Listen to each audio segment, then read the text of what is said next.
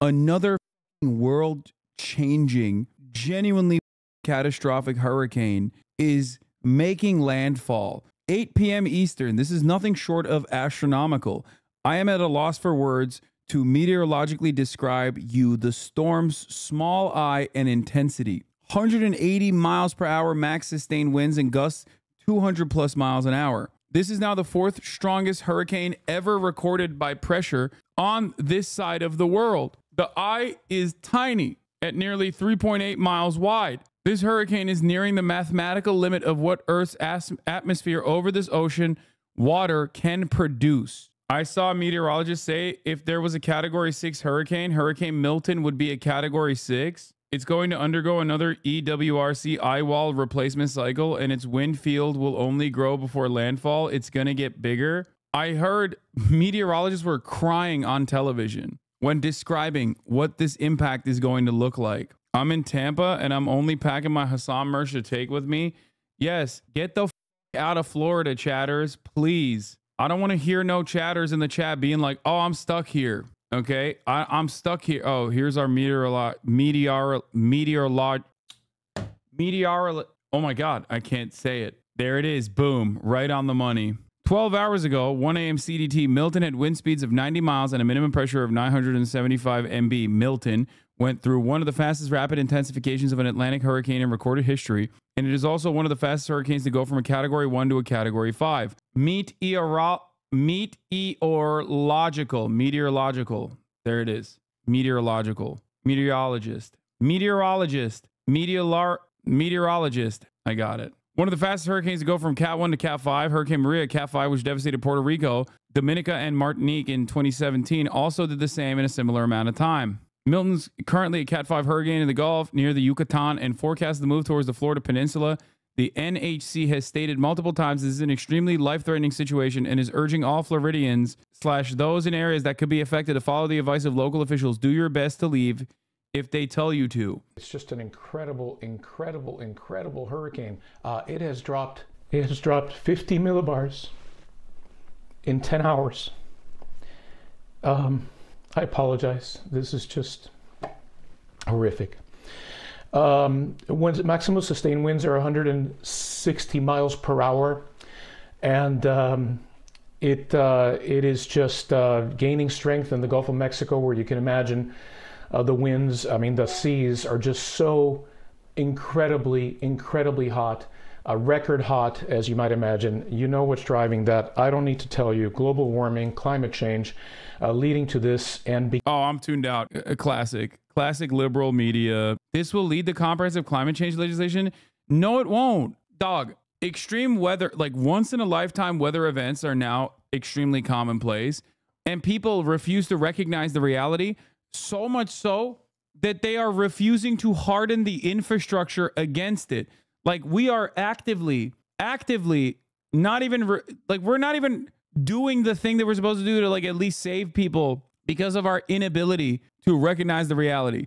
This has become such a fucking culture war issue at this point. And you're hearing more and more people say, nah, dog, it's gotta be the weather machine. That's probably what this is. Because the alternative is too scary. The truth is too scary.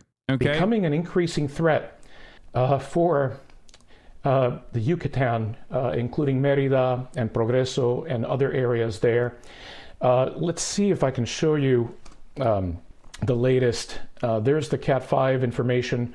Winds 160 miles per hour, moving east-southeast at 9 miles per hour. And on that track, you're going to notice that this system is going to come very close to the Yucatan, and the dirty side of this hurricane, folks, is on the right-hand side of its progress. So therefore, they're going to get the dirty side there. These communities, many of them, as you might imagine, many folks, in that area have just the very basics, nothing else but that. So it's going to be very tough. Now let's transition to Florida, because even though it is expected to weaken on approach, it is so incredibly strong right now that you're going to find it very difficult for it to be nothing less than a major hurricane when it makes landfall in Florida. Do not call it a Category 6 hurricane. This will get you canceled. Be careful. Wait, what? I didn't say that. I said people more knowledgeable than myself are saying if there was a Cat 6 designation, this would fit it. Also, who the fuck fell off ass comment? What is that? Like, who's gonna cancel me, dude? You will be canceled. Florida Governor Ron DeSantis is refusing to speak to Kamala Harris about coordinating the hurricane response. Kamala Harris now responds on tarmac. Calls DeSantis ignoring calls utterly irresponsible and selfish. White House response to NBC News story about Governor Ron DeSantis not taking VP calls about hurricane response. What the fuck? Bro, what?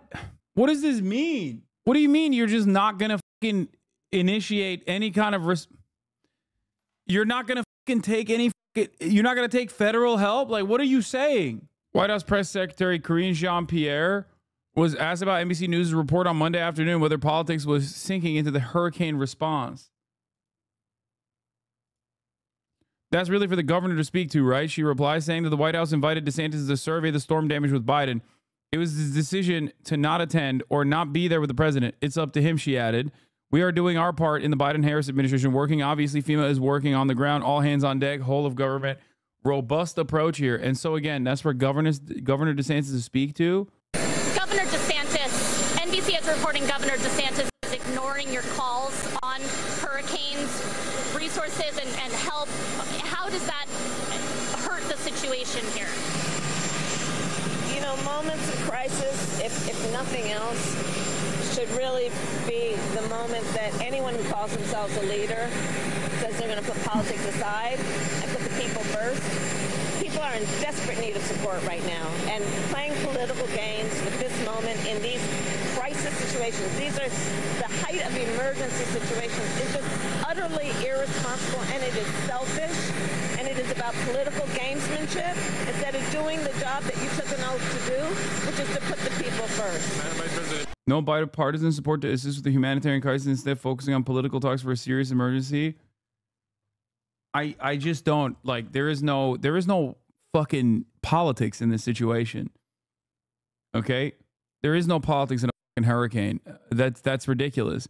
Evacuation traffic suddenly shot up after Hurricane Milton reaches Category 5 in Tampa. What? I'm in a debate about FEMA with my brother, and I've gotten to the point that he sounds like he wants FEMA to fail and not have anything in place to help people. What do you do in times like this? In times like this, you unironically need FEMA more, because we're not going to do anything to like mitigate. We're not going to do anything to mitigate the way in which these extreme weather events occur. Right? We're not going to do anything about climate change. We're not going to fucking dial back our carbon footprint. We're not doing anything to like harden our infrastructure against these sorts of like massive world-changing climate atrocities.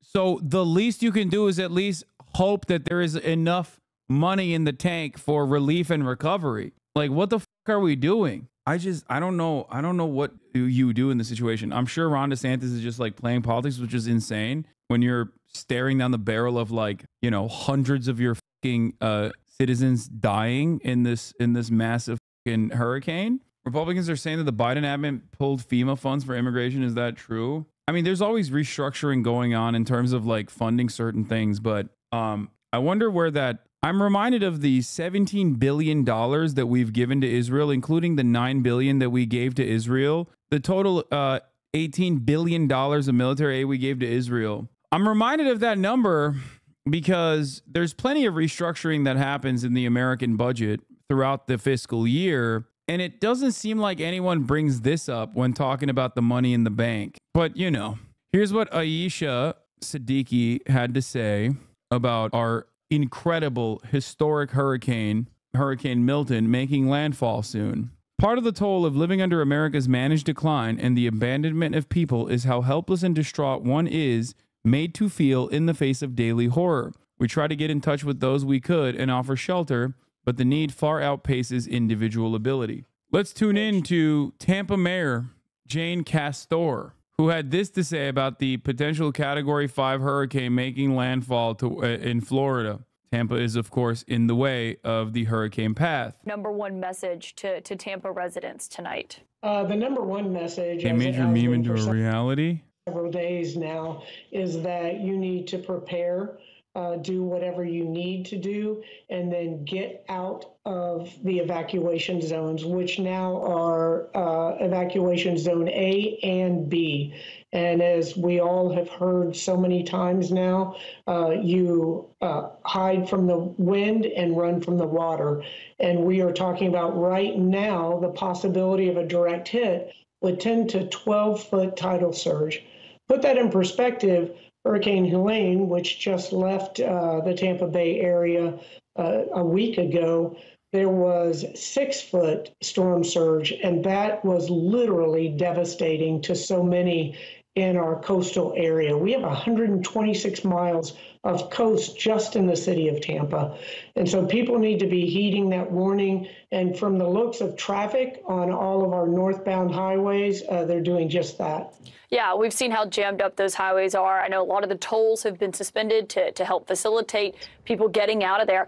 What would you say to people tonight who are saying, you know what, I'm going to ride this out, I've ridden others out? What would you say to people who aren't heeding those evacuation orders? Well, I can tell you right now that they may have done that in others. There's never been one like this. And this Helene was a wake-up call. This is literally catastrophic. And I can say without any dramatization whatsoever, if you choose to stay in one of those evacuation areas, you're going to die.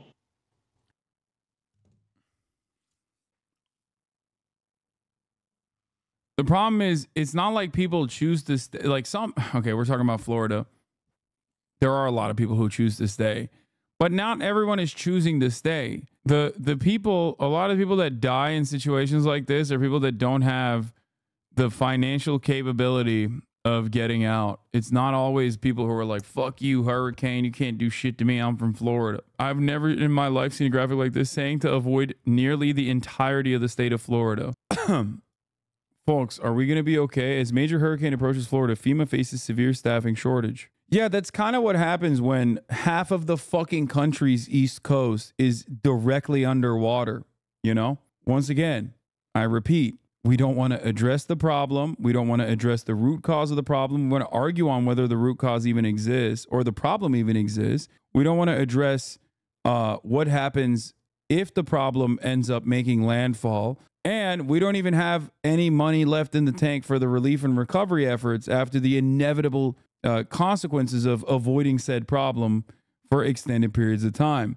What do you expect? What do you expect?